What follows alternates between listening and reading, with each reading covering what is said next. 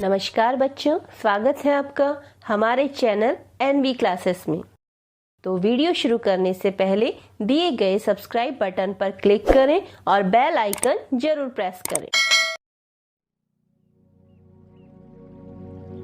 बच्चों, इस वीडियो में हम बात करेंगे शक वंश के बारे में। शक वंश जो मध्य एशिया की एक लड़ाकू जनजाति थी जिसने पश्चिमी अफगानिस्तान और बलूचिस्तान के सारे प्रदेशों पर अधिकार कर लिया, अर्थात इन सभी प्रदेशों को उसने जीत लिया।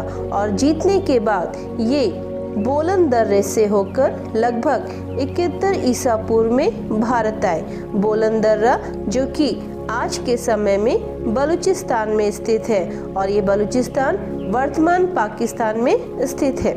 बच्चों, आपने रामायण और महाभारत के बारे में सुना ही होगा और कहीं आपने इन्हें देखा भी होगा। तो जो ये रामायण और महाभारत में भी शक बस्तियों को कंबोजों और यवनों के साथ रखा गया है, यानी इन्हें भी विदेशियों के समकक्ष रखा गया है। और ऐसे ही प्रसिद्ध जैन ग्रंथ कालकाचार्य कथानक में, इस कथानक में शकों के आक्रमण का उल्लेख मिलता है, जिसमें उन्हें शक कुल अर्थात शक कुल कहा गया है। और शक भारत में आए तो पश्चिम दिशा से, लेकिन समय और परिस्थितियों के परिणाम स्वरूप ये भारत में विभिन्न शाखाओं और विभिन्न दिशाओं में फैल गए। जैसे कि सिंधु प्रदेश को जीतकर उन्होंने सौराष्ट्र में शक शासन की स्थापना की।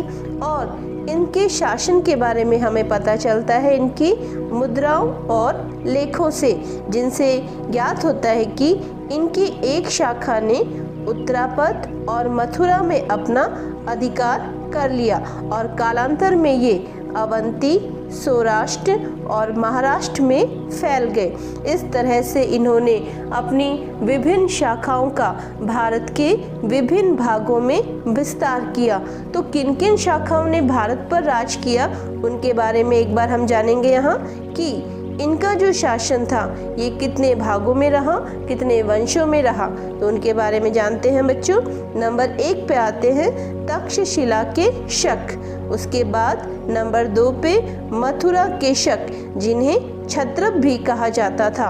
और इनकी जो 3rd नंबर की शाखा थी उसे नाम दिया गया पश्चिमी भारत के शक। इन पश्चिमी भारत के शकों को भी 2 शाखाओं में बांटा गया, जिनके नाम हैं महाराष्ट्र का क्षहरात वंश और दूसरा है कार्दमक वंश या सौराष्ट्र और मालवा के शक क्षत्रप। इस तरह से शकों ने पश्चिमी भारत होते हुए भारत में प्रवेश किया और महाराष्ट्र तक अपने शासन का विस्तार किया। लेकिन विभिन्न शाखाओं के द्वारा उन सब के बारे में जानने का प्रयास हम आपके साथ करेंगे। तो बच्चों, सबसे पहले जानेंगे हम तक्षशिला के शक शासकों के बारे में। तक्षशिला जो कभी ज्ञान का केंद्र था और आज के पाकिस्तान के रावलपिंडी में स्थित है, जो कभी हमारे भारत का अभिन्न अंग था। तो इस तक्षशिला के जो प्रमुख राजा थे वो थे मावेज और एजेज। और ये जो राजा थे ये इस वंश के आरंभिक राजा के रूप में जाने गए। मावेज जो कि भारत का प्रथम शक विजेता राजा था और एजेज ये मावेज के बाद तक्षशिला के शक्तिशाली राजा रहे। इन दोनों के बाद जो राजा बने वो थे एजिलिसिज और एजेज द्वितीय। और इनके पश्चात तक्षशिला के शकों का विनाश पल्लवों के द्वारा हो गया।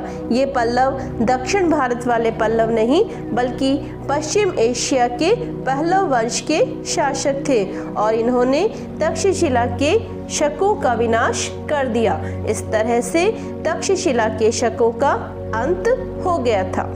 बच्चों, तक्षशिला के शकों के पश्चात आते हैं मथुरा के शक। जैन ग्रंथ कालकाचार्य कथानक के आधार पर यह प्रतिपादित किया गया है कि मालवा के राजा विक्रमादित्य ने इन शकों को पराजित कर दिया और वहां से इन्हें भागने के लिए विवश होना पड़ा। ऐसे में इन्होंने मथुरा में आकर अपने राज्य को बसाया और विस्तार किया।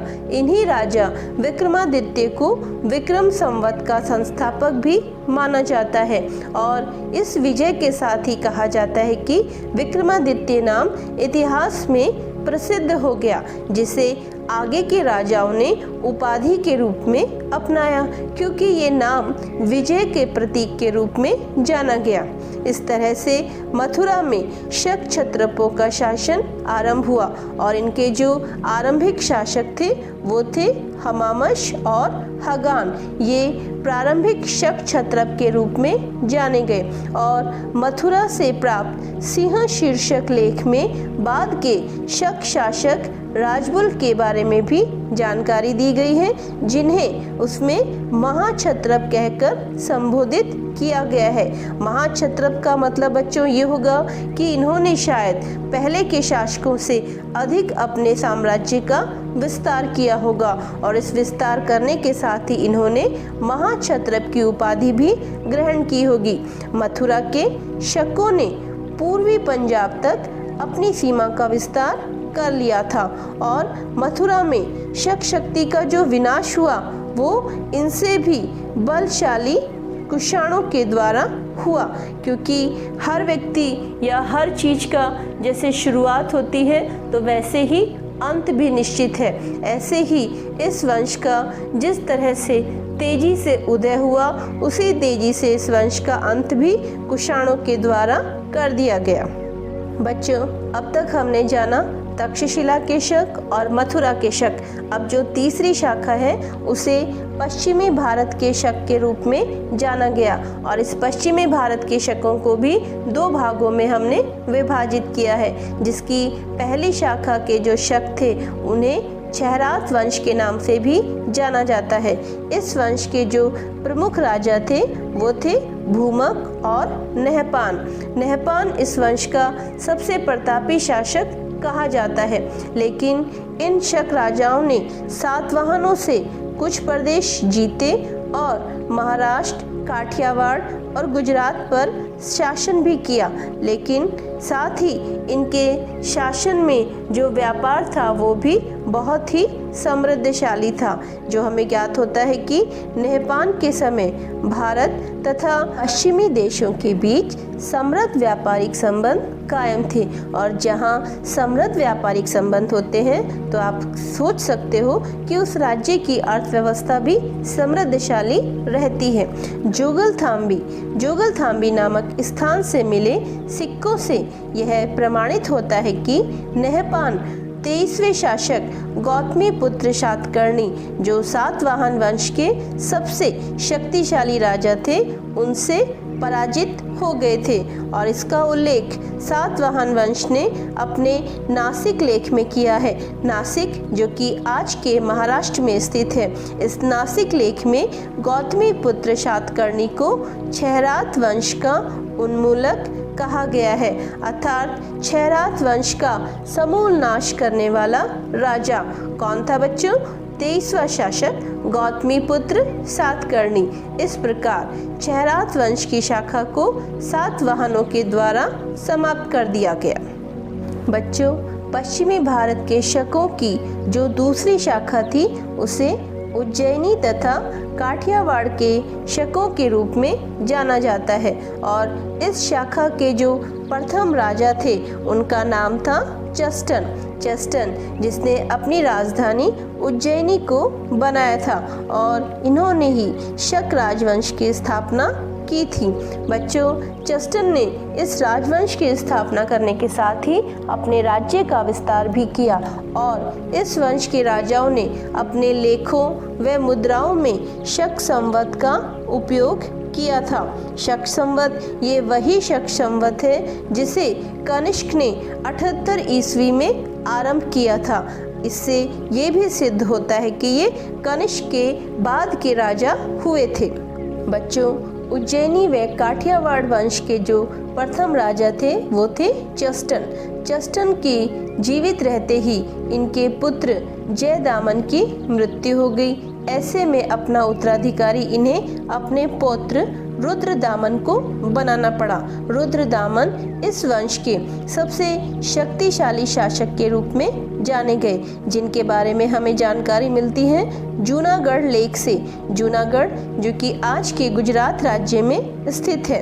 रुद्रदामन ये एक शक्तिशाली राजा थे, तो इन्होंने अपने साम्राज्य का विस्तार भी किया होगा और इनका साम्राज्य बहुत ही विशाल साम्राज्य के रूप में जाना गया, जिसके बारे में हम देखते हैं कि रुद्रदामन ने अपने साम्राज्य को पूर्वी पश्चिमी मालवा, द्वारका, जूनागढ़, साबरमती नदी, मारवाड़, सिंधु घाटी, उत्तरी कोंकण और विंध्य पर्वत तक फैला रखा था।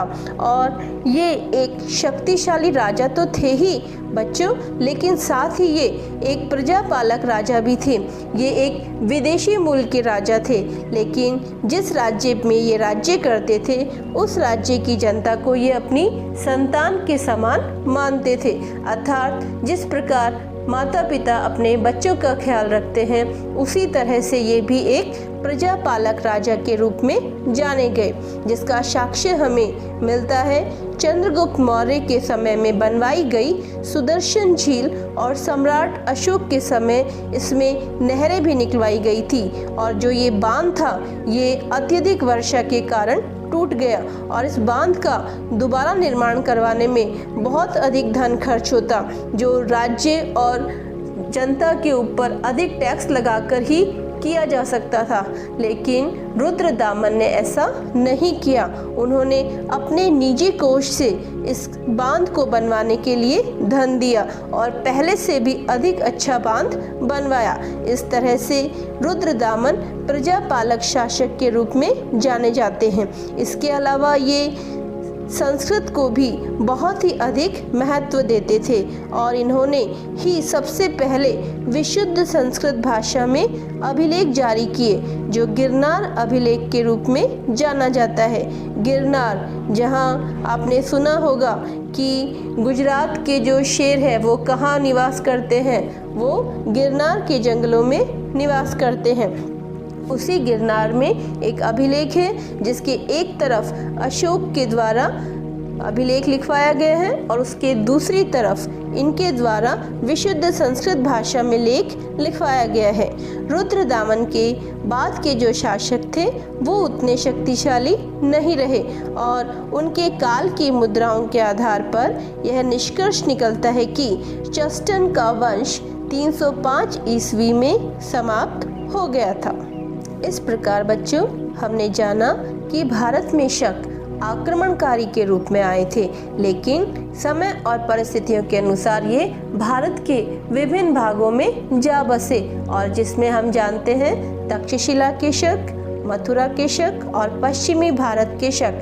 पश्चिमी भारत के शक भी दो शाखाओं में बटे हुए थे, जिन्हें हम क्षैरात वंश और काठियावाड़ और उज्जैन के शकों के रूप में जानते हैं। और इन राजाओं ने भारत में कहीं ना कहीं किसी न किसी रूप में योगदान दिया और इनमें सर्वाधिक महत्वपूर्ण राजा रहे रुद्रदामन प्रथम।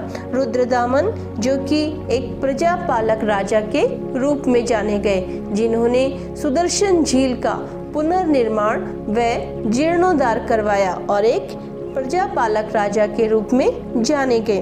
तो इस तरह से बच्चों हमारी भारतीय संस्कृति ने विदेशी राजाओं को, विदेशी आक्रमणकारियों को भी अपने यहाँ आत्मसातीकरण कर लिया और इस आत्मसातीकरण की प्रक्रिया में ये भारत में ही रच बस गए। तो हमें हमारे देश और उसकी संस्कृति पर क्या होना चाहिए? हमें गर्व होना चाहिए कि हम सब भारतीय हैं। यदि आपको हमारा वीडियो अच्छा लगे तो इसे लाइक करें और अपने दोस्तों के साथ शेयर करें और हमारे चैनल एनबी क्लासेस को सब्सक्राइब करें। धन्यवाद। जय हिंद।